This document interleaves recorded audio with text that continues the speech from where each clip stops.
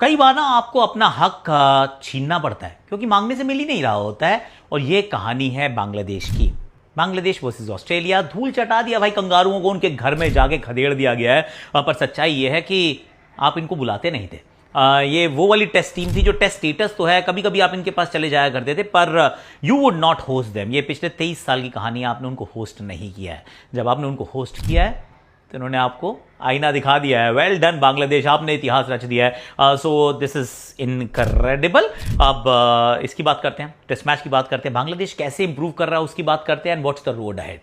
पर बात तो करनी चाहिए भैया ऑस्ट्रेलिया की भी ना, क्योंकि ऑस्ट्रेलिया का क्या ब्रो, अगर उनके हाल ये होने वाले हैं तो फिर transition is going to be extremely painful. और देवदत्त पाडिक्कल ने जो शतक जड़ा है उसका इम्प्लीकेशन क्या है, क्योंकि टेस्ट क्रिकेट के अंदर 19 टेस्ट मैचेस और 35 पारियों के बाद भारत के लिए किसी ने नंबर 3 पे शतक जड़ा।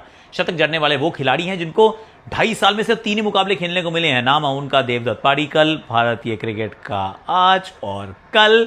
Let's talk about all of this यार। पर सबसे पहले बात कर लेते हैं बांग्लादेश की, क्योंकि उन्होंने इतिहास रच दिया यार। जब आप ऑस्ट्रेलिया के अंदर ऑस्ट्रेलिया को जाके हराते हैं तो फिर द वर्ल्ड टेक्स नोटिस। जब हम पहली बार उनको हराने में समर्थ हुए थे, 2003-04 का एडिलेड का मुकाबला था, तब जब हम घर से जा रहे थे तो हमें यह बताया गया था कि तुम जीत ही नहीं सकते हो, तुम 3-0 से हारने जा रहे हो भाई। 4 मैच है, 3-0 पक्का है, वरना 4-0 से हारोगे, क्योंकि उस तरीके का वो एक अनकॉन्कर्ड फ्रंटियर था। अब बांग्लादेश की भी कहानी यही है। इनको तो मतलब भारत को तो फिर भी बुला लिया करते थे, इनको तो बुलाते नहीं है यार।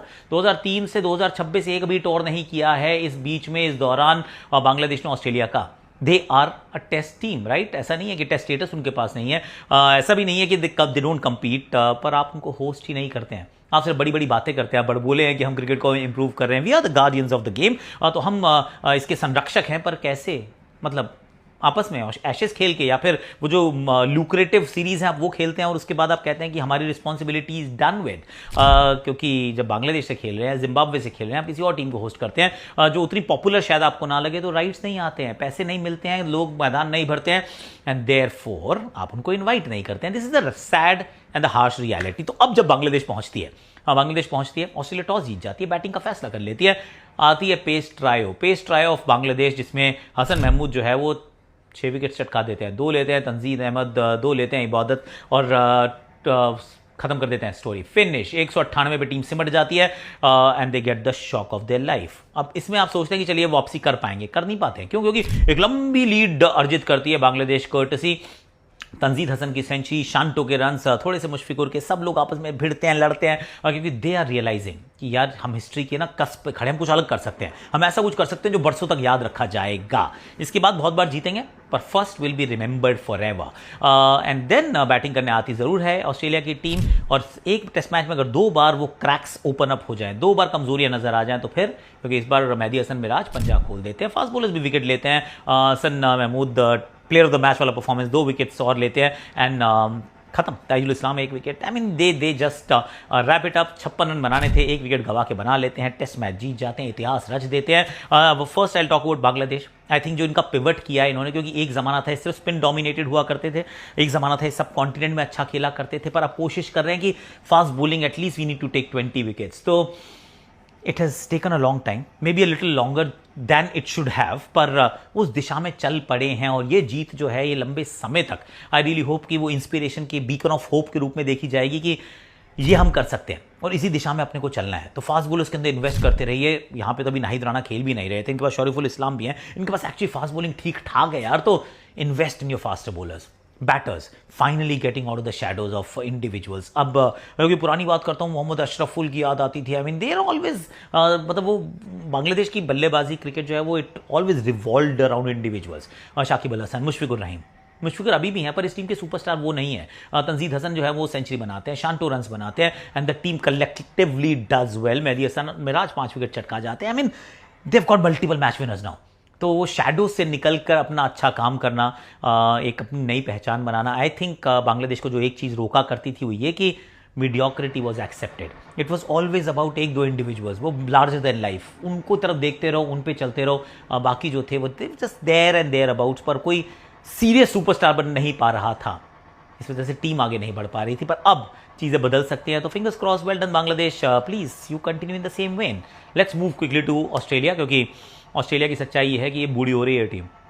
Australia is getting older and Australian test का जो ट्रांजिशन है ये पेनफुल होगा, हो सकता है बहुत लंबा भी हो, और आई डोंट नो किस शेप एंड फॉर्म में इवेंचुअली समाप्त होगा।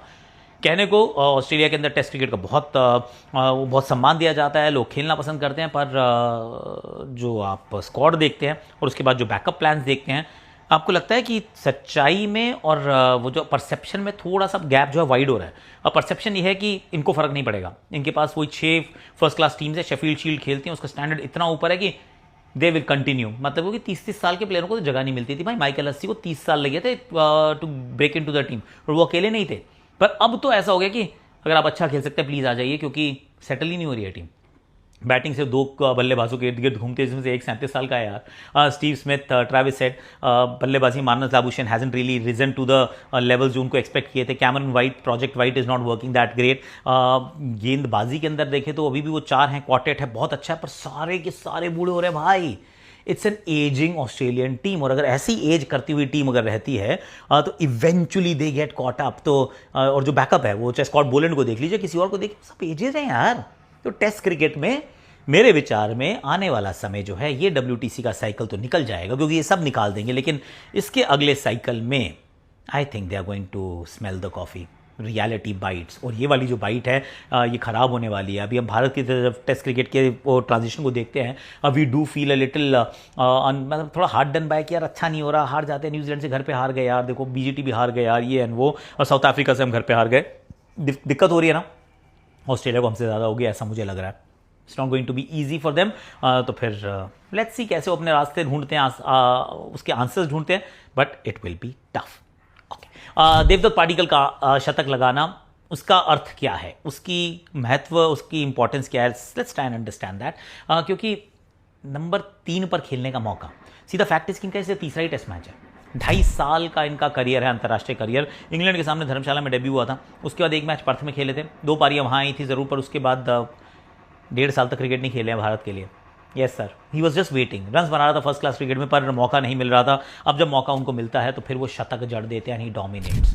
अब बहुत खूबसूरती से बल्लेबाजी करते हैं, स्पिन को, फास्ट बॉलिंग को, बैक फुट से, फ्रंट फुट से, फर्स्ट क्लास डोमेस्टिक क्रिकेट में जो उन्होंने he is put in the hard yards, उससे पता चल रहा है कि यार he is matured and he is ready. और IPL के रन्स की तो बात भी नहीं कर रहा, हालांकि उसमें बहुत अच्छी बैटिंग कर रहे, फ्रीडम के साथ कर रहे थे। Once again a brand ambassador of the fact कि अगर आप टेक्निकली अच्छे हैं तो आपको धीमा होने की आवश्यकता नहीं है, technique can actually liberate you as well. पर देवदत्त पाडिक्कल का रन बनाना, 19 टेस्ट मैच, 35 पारियों के बाद किसी भारतीय ने नंबर 3 पे 100 बनाया है। लास्ट वन वो शुभमन गिल, मतलब बांग्लादेश के सामने कई साल हो गए ऐसा हुए। तो अब जो है वो दबाव पड़ेगा साई पर। साई, क्योंकि मौके तो मिल रहे थे, पर साई जो है वो उसको अभी तक एस्टैब्लिश नहीं कर पाए हैं, पूरी तरह से अपनी मुट्ठी में नहीं कर पाए हैं। And I think he is going to feel the pressure. अगर ये दोनों टेस्ट मैच, पहला तो अच्छा जा ही चुका है और दूसरा भी अगर अच्छा चला जाता है देवदत्त पाडिक्कल का, then this selection committee will have to take a very interesting call कि जब आप न्यूजीलैंड जाएंगे टेस्ट सीरीज़ के लिए, वहाँ पर भी 2 ही टेस्ट है, वो मुश्किल होगा, तो आप साई की तरफ जाएंगे या फिर आप देवदत्त के ऊपर इन्वेस्ट करेंगे, क्योंकि Devdutt is almost making himself undroppable at this point in time. That's what I feel. क्या लगता है आपको? Do let me know in the comment section.